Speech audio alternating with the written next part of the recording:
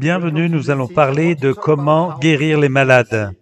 J'ai commencé il y a quelques jours une série de vidéos, comment mettre en pratique, et j'avais parlé de comment libérer les gens, et j'ai eu d'excellents retours pour cela. Beaucoup de gens m'ont répondu sur cette vidéo et cela les a aidés énormément. Et je crois vraiment que cette vidéo, comment guérir les malades, va aussi vous aider beaucoup. Et donc, nous allons parler de comment guérir les malades. Et quand nous parlons de guérir les malades, nous avons bien sûr besoin de la vérité. La parole de Dieu est la vérité. Vous devez connaître ce que la Bible dit. Et en plus, vous devez savoir que c'est pour aujourd'hui. Parce que si vous ne savez pas que c'est encore pour aujourd'hui, vous n'allez donc pas le pratiquer. Si vous pensez que les dons et que la guérison n'étaient que pour les temps anciens, dans les temps passés, avant que l'on ait la Bible, au temps où les premiers disciples de Jésus marchaient sur la terre, alors vous n'allez pas poser les mains sur les malades, vous n'allez pas prier avec foi si vous pensiez que c'était pour cette époque. Vous n'allez pas prier avec foi si vous pensez que c'est réservé à des personnes spéciales qui ont un don. Nous avons besoin de la vérité. Il nous faut la vérité parce que c'est vraiment quelque chose de simple et quelque chose qui devrait accompagner chaque croyant. Dans la lettre aux Romains, 10, verset 17, on lit « La foi vient de ce que l'on entend, et ce que l'on entend vient de la parole de Dieu. » Alors nous avons besoin de savoir ce que dit la parole de Dieu, et c'est de là que vient la foi. Prenons un exemple. Quand j'ai commencé à guérir les malades, je me rappelle d'une fois où, dans la ville, j'ai vu un jeune homme avec des béquilles et j'ai prié pour lui. Et Dieu l'a guéri. Je l'ai vu s'en aller sans les béquilles.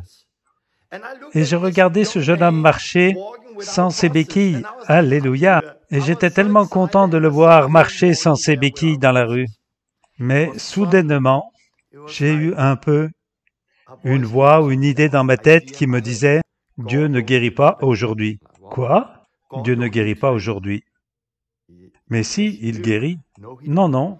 Si, regarde le garçon. Et je le voyais encore marcher sans béquille. Non, Dieu ne guérit pas aujourd'hui. Mais si, il le fait encore. J'ai prié, il a été guéri et maintenant il marche là-bas sans béquille. Non, Dieu ne guérit plus aujourd'hui. Non, mais s'il le fait, c'est par ces meurtrissures que nous sommes guéris. On pose les mains sur les malades et ils sont guéris. J'ai commencé à citer les Écritures. Et quand j'ai cité les paroles de Dieu, cette tentation, ce mensonge de Satan a disparu. Et c'est aussi ce que Jésus a utilisé quand Satan est venu dans le désert pour le tenter. Il a cité la parole de Dieu. Pourquoi? Parce que la foi vient de ce que l'on entend et ce que l'on entend vient de la parole de Dieu. Quand vous priez pour les gens encore et encore, vous devenez de plus en plus audacieux et courageux et de l'expérience. Mais la foi, elle vient par la parole de Dieu. Nous avons besoin de la vérité, nous avons besoin de la parole de Dieu. Nous devons comprendre le sens des mots, nous devons comprendre que ce n'était pas seulement au début, mais c'est aussi pour aujourd'hui, et que ce n'est pas seulement pour quelques-uns, mais que c'est pour chacun de nous tous. Si vous voulez plus d'enseignements à ce sujet, regardez la leçon numéro 5 de la Pioneer School, où je développe comment guérir les malades, où je développe plus la doctrine. Vous trouverez d'ailleurs un lien en bas de cette vidéo. Mais ici, on ne va pas voir la doctrine, on va voir comment le mettre en pratique. Alors ici, c'est plus une vidéo sur comment le faire. Mais il vous faut la vérité de la parole de Dieu pour guérir les malades. Et qu'est-ce que nous devons faire? Leur imposer les mains. Poser les mains sur les malades. En fait, c'est très simple. Si vous voulez guérir les malades, vous devez poser les mains sur eux. Si vous ne posez pas les mains sur les malades, ils ne seront pas guéris. Et quand vous poserez les mains sur eux et priez avec foi, vous allez les voir guérir. Et alors, pourquoi poser les mains? Parce que nous le faisons dans la foi. Alors je pense que c'est dans l'évangile de Marc, au début, ils ont oint les gens avec de l'huile. Il y a aussi dans Jacques où il faisait une onction d'huile. Mais dans les autres évangiles, on voit aussi les gens imposer les mains, et Jésus le faisait aussi. On peut faire aussi l'onction d'huile, je n'ai rien contre ça. Alors, pourquoi imposer les mains? Parce que on le fait par la foi et on le fait en se basant sur la parole. Et c'est ce que l'Écriture dit. Si on prend dans Marc 16, Jésus dit cela. « Voici les signes qui accompagneront ceux qui auront cru. » Alors les signes accompagnent ceux qui croient. Et au verset 18, « Ils poseront les mains sur les malades et ceux-ci seront guéris. » Alors, pourquoi je pose les mains sur les malades? Parce que Jésus m'a dit de le faire, que nous poserions les mains sur les malades et qu'ils vont guérir. Donc, quand je pose les mains sur les malades, je le fais avec foi, parce que je m'appuie sur l'Écriture. La parole nous a dit cela, et je m'appuie sur l'Écriture, et sur cette parole, je le fais. Je leur impose les mains, et alors je vois ces gens-là guérir. C'est très simple. Disons-le comme ça. Ces signes accompagnent ceux qui croient. Ces signes accompagnent qui? Ceux qui croient, mais qui croient en quoi? Qu'ils vont poser les mains sur les malades et que ceux-ci vont guérir. Donc, si vous croyez vraiment que si vous posez les mains sur les malades, si vous croyez qu'en posant les mains sur les malades, ils vont effectivement guérir, et cette foi vous fera poser les mains sur les malades, et vous verrez se produire que les gens seront guéris. Et c'est les signes qui accompagnent ceux qui posent les mains sur les malades et qui les guérissent. Donc c'est très simple. Si vous croyez ce que l'Écriture dit et que vous agissiez en accord avec la parole de Dieu, vous allez voir ces signes accompagner ce que vous faites. Si vous ne croyez pas, vous n'allez pas poser les mains et vous n'allez pas voir de guérison. Si vous croyez, vous allez poser les mains sur les malades et vous allez voir les gens guérir. C'est très simple. Alors, que doit-on faire pour voir les gens guérir? Voir les malades guérir? Poser la main sur eux. Bien sûr, il y a des fois où on n'a pas la possibilité de poser les mains sur eux. Par exemple, si je prie pour quelqu'un qui est de l'autre côté d'un comptoir, je parle juste à la maladie. Vous pouvez faire cela. J'ai prié à la télé beaucoup de fois. Et au Danemark, nous avons vu beaucoup de gens guérir dans le pays quand j'ai prié sur la télévision nationale. Parfois, vous ne pouvez pas poser les mains, et là, ce n'est pas utile, mais quand j'impose les mains, je m'appuie sur ces versets, et alors je prie dans la foi. Il y a aussi d'autres passages de l'Écriture comme support de votre foi. Et maintenant que vous commencez à poser les mains sur les malades, je veux vous dire ceci. Qu'est-il écrit ici? Ne fermez pas les yeux. Gardez les yeux ouverts. Je ne cesse de rappeler cela aux chrétiens. Les chrétiens, ceux qui ont été longtemps à l'Église, pas les nouveaux chrétiens, ils ne font pas trop. Ceux qui ont été chrétiens pendant longtemps, quand ils prient, ils font comme ça. Ils se tiennent là avec les yeux bien fermés. Ne fermez pas les yeux, sinon vous ne pourrez pas voir. Très simple. Et ce que vous voulez voir, c'est la réaction de leur visage. Vous voulez voir ce qu'il se passe. Vous voulez apprendre, faire des disciples, expérimenter, s'acquiert en le pratiquant.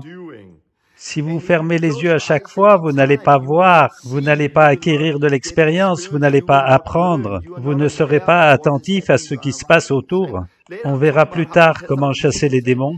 Si vous fermez les yeux quand vous priez pour quelqu'un de malade, vous n'allez pas voir si tout d'un coup un démon se manifeste et si vous allez devoir passer à la délivrance. Mais je parlerai de ça dans une prochaine vidéo où l'on verra comment chasser les démons. Mais rappelez-vous, ne fermez pas les yeux. Et maintenant, priez. Posez les mains sur les malades, ne fermez pas les yeux et priez. Et alors, que prier? Simplement prier. Quand j'ai commencé à prier pour les malades, j'utilisais souvent une prière qui était « Ô Dieu, je te prie de le guérir afin qu'il sache que tu es réel. » Au nom de Jésus, quelque chose comme ça. Dieu, je te prie de le guérir, que toute douleur s'en aille. Je te prie de le guérir afin qu'il sache que tu existes. Quelque chose comme ça. Dans le nom de Jésus, Amen. Je priais comme ça et les gens étaient guéris. Puis quelqu'un m'a écrit, « Torben, ta prière n'est pas bonne. Tu peux pas prier comme ça. » En fait, je priais comme ça. « Oh Dieu, viens et guéris-le afin qu'il sache que tu existes. » C'est comme ça que je priais. Et les gens étaient guéris quand je disais cette prière. Alors quelqu'un m'a écrit en me disant, « Torben, ce n'est pas la bonne façon de prier. Tu ne dois pas prier que Dieu les guérisse. Tu dois juste parler à la maladie et lui commander de partir. » Quelqu'un m'a écrit cela et je pense qu'il avait raison. Alors je l'ai essayé. Maladie, va-t'en, et rien ne s'est passé. Pars au nom de Jésus, sois guéri au nom de Jésus, et rien ne se passe. Alors je l'ai essayé plusieurs fois, mais ils n'étaient pas guéris. Alors je suis revenu à l'autre prière, Dieu vient les guérir, comme ça ils verront que tu es réel. Et là, ils sont guéris. Ok, pourquoi? Pourquoi n'ont-ils pas été guéris quand j'ai prié comme ça, et qu'ils l'ont été quand je suis revenu à ce que je connaissais? Ce n'est pas en rapport avec la prière, mais avec la foi. Et je me trouve dans une situation où, si je prie comme ça et que je crois réellement que Dieu va les guérir, mais quand j'ai changé ma façon de prier et commencé à prier comme ça, à ce moment, ça a été différent. Et j'ai prié, rien, et j'ai prié, rien ne s'est produit, alors du coup, je suis revenu à l'ancienne prière et ils ont été guéris. Maintenant, j'ai permuté. La manière dont vous priez n'a pas d'importance. C'est votre foi qui est importante. Et que je prie d'une manière ou d'une autre, ce n'est pas ça qui est important. Mais bien sûr, restez simple, priez courtement. Au nom de Jésus, soyez guéris. Pourquoi prier brièvement? Pour plusieurs raisons. Une des raisons de prier brièvement, c'est que quand vous priez pour les gens et qu'ils ne sont pas guéris, que faites-vous donc? Vous recommencez. Mais si vous priez une longue prière du genre « Oh Dieu, qui a créé le ciel et la terre, qui a créé toutes choses », et vous parcourez toute la Bible, « Et merci pour ton Fils Jésus qui est venu et qui a guéri les malades, et qui a payé le prix, et par ses meurtrissures nous sommes guéris, et qui nous a envoyé le Saint-Esprit, et qu'on peut aussi faire la même chose en posant les mains sur les malades et qu'ils soient guéris, et que maintenant, au nom de Jésus, ils soient guéris. » Voilà, si vous priez une longue prière et qu'ils ne sont pas guéris du premier coup, et que vous leur dites « je vais reprier », ils disent « non, désolé, je n'ai plus le temps » et ils s'en vont, parce qu'ils n'ont pas le temps pour les longues prières. Et vous savez, ces religieux et ces pharisiens, ils étaient connus pour leurs longues et belles prières. La foi, une foi simple. L'important, ce n'est pas les mots, mais c'est prier dans la foi. Ce que je fais, comme la Bible dit, je commande, épaule soit guérie, ce dos soit guéri maintenant, que cette infirmité s'en aille, je commande à ce corps d'être guéri maintenant, dans le nom de Jésus. Je commande à toute douleur de partir dans le nom de Jésus. C'est comme ça que je fais très souvent. Priez avec foi. Que fait-on s'ils ne sont pas guéris? Recommencez. Recommencez à prier. Pourquoi? Nous prions parce que l'Écriture dit que nous poserons les mains sur les malades et que ceux-ci seront guéris. Nous prions avec foi et nous nous attendons au résultat. Si cela n'arrive pas de suite, n'abandonnez pas. En ce qui me concerne, 80% des gens que j'ai vus guérir, j'ai dû prier pour eux 2, 3 ou 4 fois, 80%. Alors, si j'avais arrêté après la première prière, eh bien, j'aurais perdu 80% des gens que Dieu a guéris, parce qu'il fallait que je prie encore. Ce que j'ai souvent expérimenté, je prie une fois et rien ne se passe. Enfin, il semble que... Et là, je recommence. Au nom de Jésus, sois guéri. Et au deuxième coup, on dirait que ça va un peu mieux. Et alors, votre foi grandit parce qu'il y a des choses qui se passent. C'est en train d'arriver. Et alors, vous priez de plus en plus dans la foi, et au bout de 3 fois, 4 fois, toute la douleur est partie. N'ayez pas peur de prier plus d'une fois. S'ils ne sont pas guéris, priez encore. Et en fait, nous avons un verset où Jésus, c'est le passage où il y a un aveugle, et Jésus a prié, et le gars commence à voir des jambes, mais un peu comme des arbres. C'est dans le passage de Marc 8, 25. Après cela, Jésus posa ses mains, encore une fois, sur ses yeux. Donc Jésus aussi a prié encore. Une fois, c'est un exemple. Jésus a dû prier 2 fois ce coup-là. Alors on ne peut plus penser qu'on ne devrait prier qu'une seule fois. Priez, priez, priez encore. Et la Bible nous dit, priez, priez, vous allez recevoir, frappez et la porte vous sera ouverte. Vous savez, demandez, vous recevrez, cherchez et vous trouverez. Et la manière dont c'est écrit dans ce contexte, c'est un présent continu. Priez et continuez à prier jusqu'à ce que vous receviez. Frappez à la porte et continuez à frapper jusqu'à ce que l'on vous ouvre. Cherchez et cherchez encore jusqu'à ce que vous trouviez, et vous allez trouver. C'est écrit dans le sens de persister dans l'action. Un présent continu, ne pas seulement prier qu'une fois. Persévérer dans la prière. Je vais vous donner un témoignage. Il y a quelques années, je faisais un enseignement à ce sujet et un étudiant qui était avec nous a commencé à prier pour une personne très malade.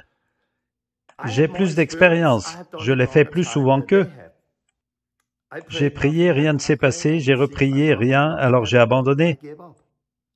Mais ces jeunes étudiants n'ont pas abandonné, ils ont continué à prier, ils ont continué une demi-heure et après une demi-heure, toujours rien n'était arrivé. J'ai demandé, il y a du nouveau? Non, c'est toujours pareil. Alors cette dame avait les hanches et les genoux brisés et aussi un problème avec la nourriture. Et à ce moment-là, j'ai pensé, on devrait peut-être arrêter. Et j'étais un peu déçu pour eux. Et après 45 minutes, je reviens et qu'a-t-il de nouveau? Ouais, j'ai de la sensibilité dans les orteils et dans les pieds maintenant, parce qu'elle était paralysée aussi des pieds.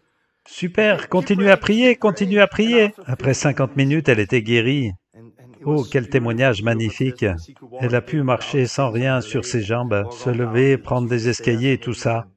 Et j'ai vu cela en eux, ils ont persévéré, ils ont continué, ils ont persisté.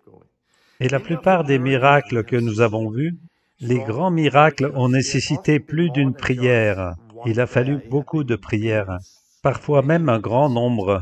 Alors, ne renoncez pas. Priez, et s'il n'y a pas guérison, priez encore. Combien de fois doit-on prier pour qu'il soit guéri? Priez autant de fois qu'il vous le permette. Sinon, revenez plus tard. Continuez à prier, tout simplement. Encore une fois, priez, et s'ils ne sont pas guéris, recommencez. Priez encore, priez encore, priez encore, en toute simplicité. Gardez la pression, persévérez dans la prière. Frappez, continuez de frapper, cherchez, continuez de chercher. Ne laissez pas tomber après une seule prière, parce qu'on se base sur la vérité. C'est la volonté de Dieu de guérir. Ils poseront les mains sur les malades et ceux-ci seront guéris. Mais gardez tout cela très simple. Persistez vraiment dans la prière. Je sais qu'il y a encore beaucoup de questions, mais je veux garder cette vidéo assez courte finalement, mais je veux vous transmettre les choses les plus importantes. La grande question est, que faire s'ils ne sont pas guéris? Et c'est toujours ça la question. Qu'est-ce qui se passe s'ils ne sont pas guéris? Moi je dirais, que fait-on quand ils sont guéris? Pourquoi s'ils ne le sont pas? Mais plutôt, que faire s'ils le sont? Pourquoi toujours non? Je sais ce qu'il faut dire et comment réagir quand ils ne sont pas guéris. Mais premièrement, je voudrais dire que j'ai prié pour beaucoup de gens qui n'ont pas été guéris. Alors j'ai appris une chose, et ce que je ne fais pas, et si je prie pour eux une première fois, ils ne sont pas guéris, je prie encore, et je prie encore, et encore, et encore, et on arrive à un point où il semble qu'ils ne vont pas guérir. Je ne vais jamais dire, tristement, un peu comme « Ah ben c'est fini maintenant ». Je dirais « Continuons, croyons, voyons ce qui va arriver ». Parce que j'ai vu ça tellement souvent que les gens pour lesquels on a prié sont guéris plus tard, À une occasion, j'ai prié à distance. C'était à la télé danoise. Les mains sur la caméra, j'ai prié. Et quelqu'un de malentendant, m'a été rapporté par un ami, né de nouveau. Il a posé sa main sur son oreille à elle pendant que je priais à la télévision, et rien ne s'est produit. Mais le lendemain, tout le monde parlait tellement fort. Alors il a semblé que rien ne s'était produit. La guérison avait commencé, mais ce n'était pas perceptible avant le lendemain. J'ai vu ça tellement souvent. Alors, quand je prie pour les gens et qu'ils ne sont pas guéris, je ne vais pas proclamer tout autour, ils n'ont pas été guéris, ça n'a pas marché, ils n'ont pas guéri. Je ne sais pas. Un autre exemple, au Danemark, je marchais dans la rue et j'ai senti vraiment que l'Esprit me disait de passer de l'autre côté et d'aller dans une autre direction. Et je marchais en priant, en disant « Oh Dieu, c'est tellement bizarre d'aller dans cette direction, je ne suis pas sur le bon passage de ce côté, qu'est-ce qui se passe ?» Et la rue faisait un virage serré, et de l'autre côté, j'ai failli tamponner une jeune fille. Elle se tenait là avec des béquilles. Quand je l'ai vue avec des béquilles, j'ai su pourquoi je devais marcher de ce côté de la rue et dans cette direction. Dieu voulait que je prie pour elle. Et je savais que Dieu avait arrangé tout cela et j'ai prié avec foi. Dans la foi, j'ai posé ma main sur elle. J'étais content parce que Dieu avait fait ce rendez-vous et rien ne s'est passé, apparemment. Priez encore, toujours rien. J'ai recommencé, priez encore. Non, t'as toujours mal? Encore? Au revoir. Et j'ai été très surpris parce que c'est le Saint-Esprit qui m'avait conduit vers elle. 5 jours après, un ami à moi m'appelle et me dit « Comment ça va, Torben? Ça va bien. Tu vas bien? Est-ce que tu as prié ces derniers jours pour des gens qui ont été guéris? Les choses avancent? » Non, non, non, rien. Si, tu as prié l'autre jour pour quelqu'un qui avait des béquilles. Ah, tu as eu connaissance de ça? Ouais. Elle a été guérie hier.